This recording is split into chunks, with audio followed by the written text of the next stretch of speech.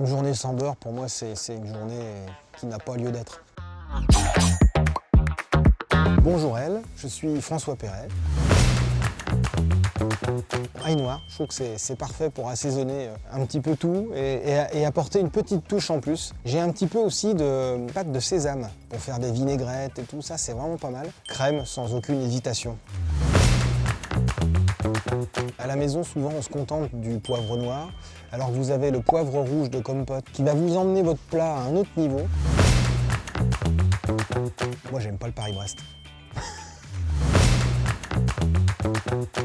Du pain pour saucer. Si je cuis un steak, par exemple, je vais me lever pour aller saucer la poêle. Voilà. Bon entendeur. Mais j'aime bien mettre la playlist de Rocky, le film. C'est un peu tout ce qui est vraiment dégoulinant, ce food porn d'aujourd'hui où on cherche absolument à avoir une overdose de tout. Pour moi, cette tendance, elle est pas du tout gustative, elle est uniquement imaginative. Une tarte à thym, elle a besoin de caramel. Et pour moi, c'est un problème parce que du coup, elles sont souvent beaucoup trop sucrées.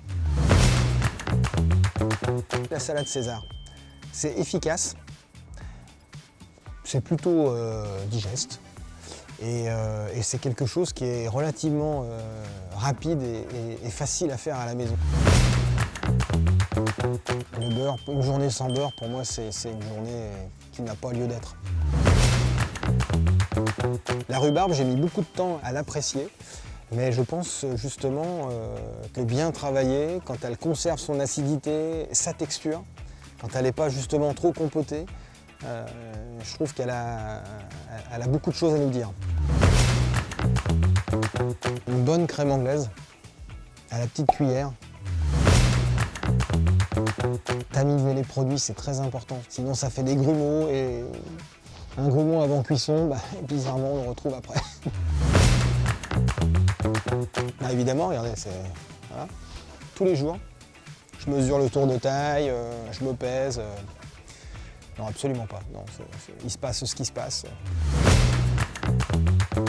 D'apporter des certitudes sur le goût, des certitudes sur les accords. Notre métier est très subjectif finalement, personne n'a le même goût et je pense que tout accord est possible et quelque chose de travaillé vraiment à fond sera bon.